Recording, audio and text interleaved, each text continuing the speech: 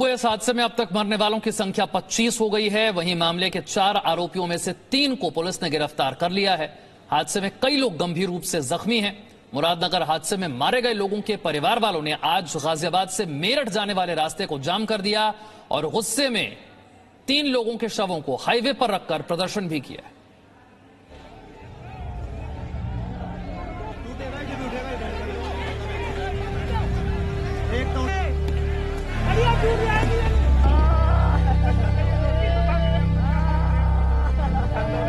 एक मौत की छत गिरी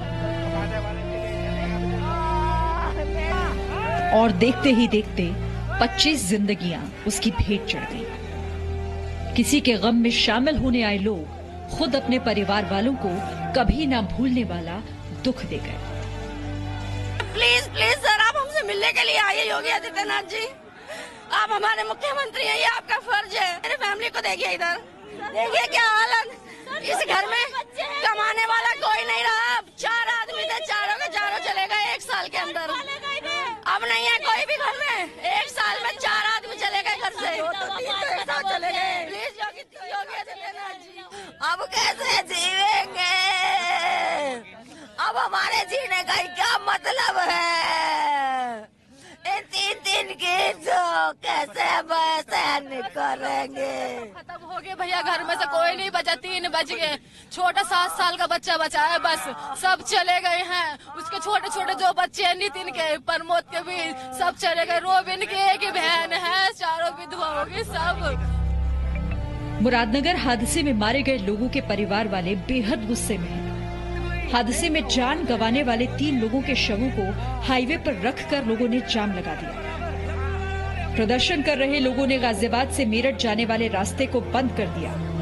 पुलिस प्रशासन ने मौके पर मौजूद गुस्साए लोगों को समझाने की बहुत कोशिश की, लेकिन सभी कोशिशें नाकाफी नजर आई। मुरादनगर में घटना हुई थी, उसके संबंध में मुरादनगर थाने पर FIR पंजीकृत हुई थी। उसमें 3 लोगों को, जिसमें ईओ निहारिका सिंह है, जूनियर इंजीनियर चंद्रपाल और आशीष सुपरवाइजर, इन तीनों लोगों को गिरफ्तार किया गया है और जेल भेजा जा रहा है। आगे की विधिक कार्रवाई इसमें की जा रही है। गाजियाबाद के मुरादनगर के शमशान का छत गिरने मामले में अब तक 25 लोगों की मौत हो चुकी है। हालांकि इस मामले में 3 गिरफ्तारी की गई है, जिसमें से नगर पालिका परिषद के ईओ निहारिका सिंह, सुपरवाइजर आशीष और जूनियर इंजीनियर चंद्रपाल को गिरफ्तार किया है। लेकिन जो ठेकेदार है, मुख्य आरोपी, वो फरार चल रहा है। उसकी गिरफ्तारी के लिए 2 टीमें बनाई गई और सभी टीमें लगातार काम कर रही है। लेकिन सबसे बड़ा सवाल ये कि कब तक लोग भ्रष्टाचार के शिकार होते रहेंगे। जिस तरीके से घटना सामने आई है, जो टेंडर दिया गया था कुछ दिन पहले ही दिया गया था, और जो मटेरियल का इस्तेमाल किया गया, आप देख सकते किस तरह का मटेरियल का इस्तेमाल किया गया था, जिसके चलते ये जो शेड बनाया गया था वो भरभरा के गिर गया। सब सवाल इस बात का है कि जिन लोगों ने ये टेंडर दिया, क्या इसकी गुणवत्ता देखने की जिम्मेदारी उनके पास नहीं थी? ये तमाम सवाल लगातार उठ रहे हैं। हालांकि इस मामले में गिरफ्तारी को लेकर लगातार प्रशासन एक्शन में है। कहना है कि जल्द से जल्द सभी आरोपियों को गिरफ्तार कर लिया जाएगा। राजू राज, जी मीडिया, मुरादनगर। एक साथ कई घर उजड़ गए। एक परिवार तो ऐसा है जिसमें एक साथ 3 लोग इस हादसे की भेंट चढ़ गए। 2 सगे भाई और एक भतीजा शामिल। गुस्साए लोगों ने सड़क जाम की तो वहां भी रोते बिलखते परिवार वालों की पीड़ा दिखाई दी। परिवारों की मांग है कि उन्हें 15 लाख रुपए का मुआवजा और एक सरकारी नौकरी दी जाए। दोनों परिवार का ये जिम्मा उठा लेगा, इसके ऊपर इतना लोड है। ये क्या देखा इस बेचारे ने? सुनते जाना, 7 महीने पहले इनका बड़ा पापा खत्म हुआ, फिर उसके बाद एक भाई का सहारा बना था। 4 दिन पहले उसकी नौकरी लगी है। नौकरी लगते ही बेचारा ड्यूटी पे गया नहीं, तो फिर वो खत्म हो गया।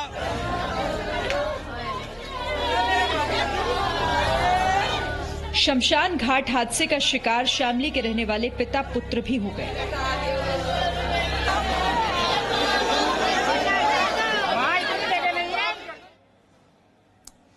तो इन 25 मौतों का जिम्मेदार कौन है, इस पर चर्चा के लिए मेरे साथ 4 खास मेहमान जुड़ रहे हैं। लेकिन उससे पहले मैं रुक करूंगा मेरे सहयोगी राजू राज का, जो घटनास्थल पर मौजूद है। और राजू, सबसे बड़ा सवाल यही पूछा जा रहा है कि इन 25 मौत का जिम्मेदार कौन, क्या कार्रवाई हो रही है अब तक?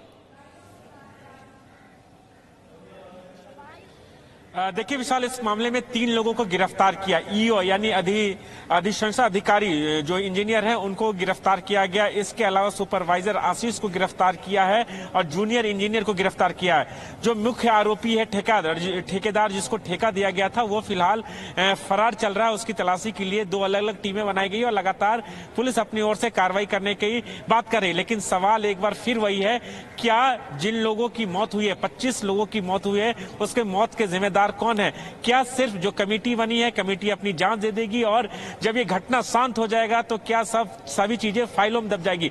सबसे पहले अभी का अपडेट मैं बताता हूं। अभी देखिए, अभी भी लोग सड़कों पर बैठे हुए, इस रोड को बंद किया गया है। जो शव है, शव को रोड पर रखा गया। लगातार जितने भी प्रशासनिक अधिकारी हैं, मेरठ जोन के जो आईजी हैं प्रवीण कुमार, वो यहाँ पर मौजूद हैं और तमाम आला अधिकारी, डीएम, सारे लोग यहाँ मौजूद हैं, बात कर रहे हैं। लेकिन लोगों का कहना है कि जब तक परिवार को, एक शख्स को नौकरी नहीं मिलती और 15 लाख का मुआवजा नहीं मिलता, तब तक, या फिर जो योगी सरकार के कोई बड़े मंत्री या खुद योगी सरकार आके बात नहीं करते, तब तक ये हटने वाले नहीं। और लगातार प्रशासन की तरफ से कोशिश है कि ये यहाँ से हट जाए और इनकी मांगों को सरकार तक पहुंचाने की कोशिश की जा रही है। लेकिन सवाल एक बार फिर वही है कि 25 लोगों के मौत के जिम्मेदार कौन है? क्या इन 4 गिरफ्तारियों के बाद जो बड़ी मछली है उसके खिलाफ क्या कार्रवाई होती है? एक बड़ा सवाल है। इसी को लेकर देखिए, बड़ी मछली के खिलाफ क्या कार्रवाई होती है और हमारे सिस्टम की ये फितरत क्यों बन गई है कि लोगों की मौत के बाद ही वो जागता है।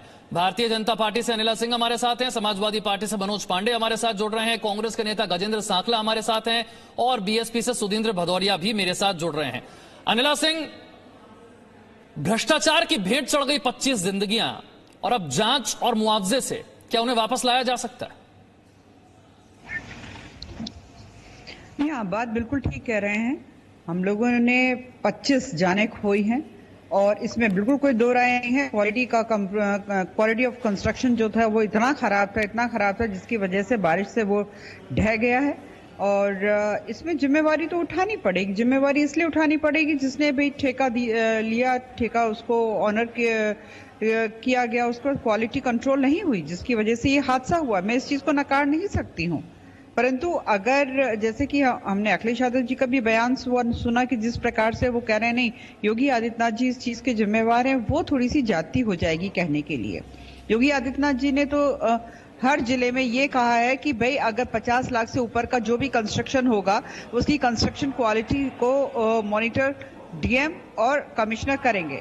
उसके बावजूद भी इस प्रकार का अगर हादसा हो जाता है, सिस्टम बनाना और वो इम्प्लीमेंट हो रहा है या नहीं हो रहा है ये चेक करना भी तो सरकार का ही काम है ना। नहीं, बिल्कुल सरकार का काम है, इसीलिए सरकारी जो अधिकारी हैं उनको जिम्मेवारी भी दी गई थी। देखिए, उत्तर प्रदेश में सैकड़ों नगर पालिका हैं, अपना काम कर रही हैं, ऐसा नहीं है कि नहीं कर रही हैं। और हर जगह ऐसा नहीं है कि भाई भ्रष्टाचार जो है वहां पर बिल्कुल फैला पैर पसाकर बैठा हुआ है। यहाँ पर इस नगर पालिका में इस तरीके का हादसा हुआ है तो यहाँ पर गिरफ्तारियां भी हुई हैं, नजीर बनेगी इस प्रकार की। लेकिन अनिला जी, बात यहाँ पर यह है कि हमें ये समझना होगा कि सिस्टम की ये फितरत ना बन जाए कि हर बार लोगों की मौत के बाद वो जागे। जांच तो हो जाएगी, मुआवजे भी मिल जाएंगे, लेकिन 25 लोगों की जान वापस नहीं आएगी। लोगों की मौत सिस्टम को जगाने के लिए हो, ये जरूरी ना हो। नहीं, आप बिल्कुल बात ठीक कह रहे हैं कि ये नजीर जो है ऐसे स्थापित नहीं होगी कि यहाँ पर लोग मरे तो फिर कार्रवाई हो। यहाँ पे सख्ती है। भ्रष्टाचार से पूरा लिप्त था पूरा सिस्टम, ये हम अच्छी तरीके से जानते हैं, चाहे वो बीएसपी की गवर्नमेंट रही हो, चाहे वो समाजवादी पार्टी की गवर्नमेंट रही हो, किस प्रकार से भ्रष्टाचार पूरा पैर पसार के बैठा हुआ था, समाप्त किया। फिलहाल आपकी सरकार है, मुझे लगता है आपको अपनी बात करनी चाहिए। सुधींद्र भदौरिया मेरे साथ हैं। सुधींद्र भदौरिया, लोगों की जान क्यों जानी पड़ती है सिस्टम को जागने के लिए हर बार? कुछ लोग जब तक जान नहीं गवाते सिस्टम जागता नहीं है। देखिए, भारतीय जनता पार्टी स्वयं मानती है कि भ्रष्टाचार है, सरकार खुद चला रहे हैं। जिम्मेदारी दूसरे लोग कैसे लेंगे इस बात के लिए? ये बहुत ही दुखद है। और वैसे ये निस्संदेह बहुत ही संवेदनशील भ्रष्टाचार का मामला होते हुए इसके साथ साथ ये हमारी सबकी संवेदनाएं उन परिवारों के साथ हैं। मैं समझता हूं, जैसा कि सुश्री बहन मायावती जी जो हमारी राष्ट्रीय अध्यक्ष हैं, उन्होंने भी कहा है कि इसकी जांच होनी चाहिए। जो दोषी हैं उन पर सख्त से सख्त कार्रवाई होनी चाहिए और मुआवजा भी दिया जाना चाहिए। पर ये पुरानी सरकारों पर इसका दोषारोपण करना ये कतई अनुचित है और सरकार अपनी जिम्मेदारियों से भाग रही है। ये मैं समझता हूं कि बीजेपी के प्रवक्ता को इस बात से बचना चाहिए। मैं इस बात के लिए इनकी आलोचना करता हूं और निंदा करता हूं कि वो हमेशा इस प्रकार से दूसरों पर अपने खुद के हुए जो इनकी कमियां हैं उसको दूसरे के ऊपर लादना चाहते हैं। लेकिन आप ये भी तो नहीं कहते ना कि हमारे शासन के वक्त भ्रष्टाचार नहीं था। आप उनकी आलोचना तो कर देते हैं। वो तो सीधे आपको कह रहे हैं कि आप भ्रष्टाचार छोड़कर गए तो अगली सरकारों को वो झेलना पड़ रहा है। वो तो ये कह रहे हैं। कांग्रेस पार्टी रही हो या कोई अन्य पार्टी रही हो, मैं ये कहना चाहता हूं कि अगर आप पिछले 100 साल 200 साल पीछे जाते जाइएगा तो आपको ये लगेगा कि ये भ्रष्टाचार तो एक समाज की अपनी एक अंदरूनी बुराई है, पर ये नहीं है। आज लोकतांत्रिक संवैधानिक मुल्क है भारतवर्ष और इसके अंदर हमें ये तय करना पड़ेगा जो सरकार चला रहे हैं और जो सरकार नहीं काम करती है वो हटती है। उसी प्रकार से योगी जी की सरकार इस समय असफल रही है इस प्रकार के भ्रष्टाचार को रोक पाने में। और ये ठीक है, जल्दी से मनोज पांडे, इन 25 लोगों के परिवारों से आज जाकर क्या कहेंगे कि भ्रष्टाचार तो बहुत सालों से चला आ रहा है, वो हटाने में समय लगेगा, ये कहेंगे इन 25 लोगों के परिवारों से जाकर हम? देखिए, ये आज पूरा देश देख रहा है। निश्चित रूप से ये बहुत दुखद घटना घटी है। देखिए, केवल 25 लोग नहीं खत्म हुए हैं, 25 लोगों से जुड़े उन परिवारों को आज सोचिए वो बेसहारा हो गए, कोई उनकी देख रेख में नहीं है। सबसे ज्यादा असंवेदन बात यह है कि जिन लोगों को को जनादेश दिया जनता ने, जिनको गद्दी पर बैठा है, ठीक है 12 से 17 हमारी सरकार थी, हमने अच्छा काम नहीं किया तो हमें हटा दिया, लेकिन जिनको जनादेश दिया, जो इस नारे पर आए कि ना आपकी गुंडाराज ना आपकी बार भ्रष्टाचार, इन नारों पर जो लोग आए, बड़े बड़े बैनर लगाए, उनकी सरकार में बना हुआ बालू तो रेत से बना हुआ ये शमशान घाट आज गिर गया। वो लोग ये असंवेदन बात करें, यहाँ पर असंवेदनशील बात करें, मैं समझता हूँ कि नैतिकता के विरुद्ध है। आज उस परिवार के साथ सरकार को खड़ा होना चाहिए। बात केवल जेई और एजुकेटिव ऑफिसर को हटाने या कार्रवाई करने या गिरफ्तार करने की नहीं है। देखिए, ये खुद ही भाजपा के प्रवक्ता ने स्वीकार किया है कि 50 लाख से ऊपर का काम जिला अधिकारी की मॉनिटरिंग में होना चाहिए, मुख्य विकास अधिकारी की मॉनिटरिंग में होना चाहिए। क्या जिला अधिकारी के ऊपर कार्रवाई करेंगी? क्या वहां के सीडीओ के ऊपर कार्रवाई करेंगी जिन्होंने अपनी मॉनिटरिंग में इस काम को अच्छा इन्होंने गुणतापूर्वक नहीं कराया? आज ये दोष तो उन ऊपर के बड़े अधिकारियों के ऊपर भी दोष जा रहा है जिनके लिए शासनादेश सरकार ने किया था। अगर सरकार ने ये शासनादेश किया था तो उसका अनुपालन कराने की जिम्मेदारी वो विपक्ष की सपा या बसपा या कांग्रेस की नहीं है, वो वर्तमान में भारतीय जनता बिल्कुल पार्टी ठीक है, आपने इंप्लीमेंट कराने की जिम्मेदारी भी सरकार की। गजेंद्र सांखला, लेकिन हैरान करती हैं तस्वीरें, शमशान में भ्रष्टाचार। बिल्कुल सर, आप सही कह रहे हैं।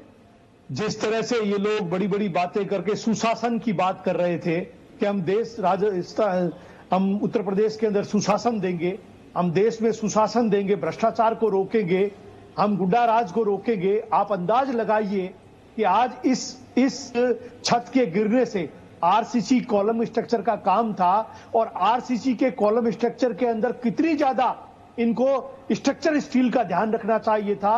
और उस सारी बातों, इसका मतलब इसके अंदर बहुत बड़े पैमाने पर घोटाला हुआ है और उस घोटाला बिना सरकार की सहमति के, सरकार के इन्वॉल्वमेंट के इतना बड़ा घोटाला हो नहीं सकता।